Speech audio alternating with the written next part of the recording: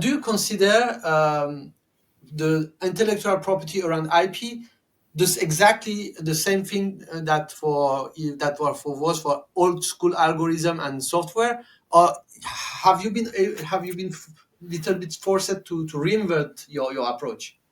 Oh, absolutely. That's a great question. So the Patent Office in US, they've created a new task force just so they can give us more examples of what is patent eligible when it comes to AI.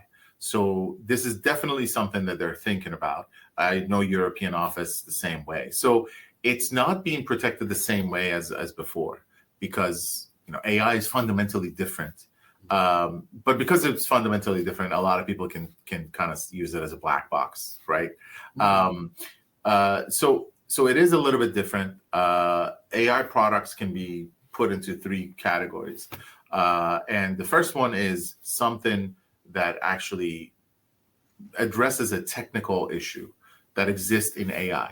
If you came up with a new training paradigm, if you came up like the people who came up with the idea of transformer, the T in GPT, the people who tokenize things differently, the people who cluster things differently.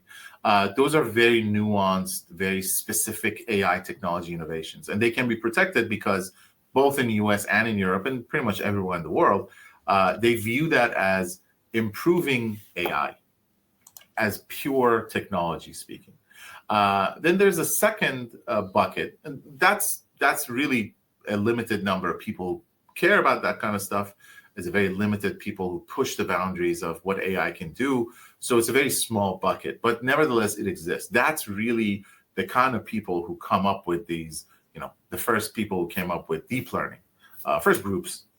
This is definitely not an individual endeavor. That type of technology can be protected because it, creates a technical improvement. You can train it faster. You can get better results.